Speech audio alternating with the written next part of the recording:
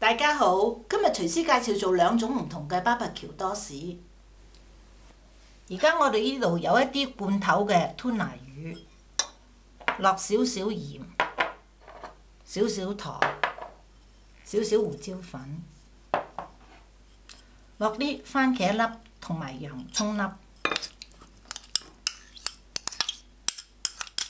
撈勻佢。切咗個麵包，搽一啲溶牛油同埋嗰啲蒜頭蓉，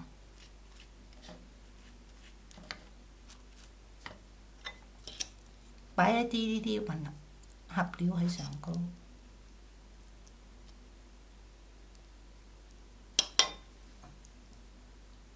擺少少 mozzarella 芝士，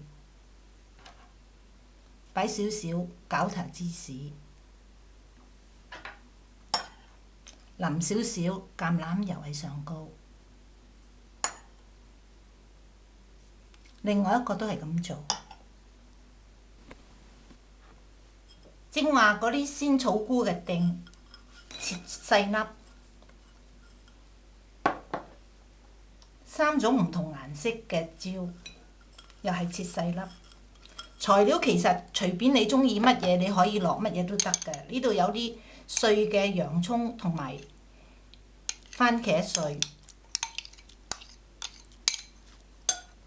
落少許鹽、少許糖、少許胡椒粉，撈勻佢。一塊麵包切開佢，搽啲牛油，溶咗嘅牛油同埋嗰啲蒜頭蓉。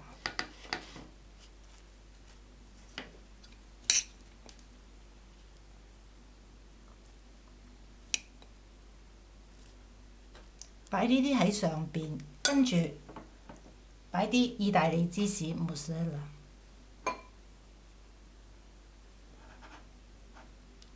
跟住又係擺一啲攪頭芝士，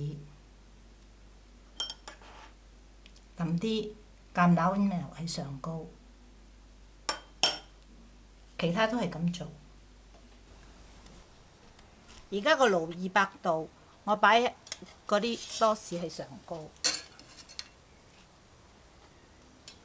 冚住個蓋，焗佢5至7分鐘，芝士溶就可以㗎喇。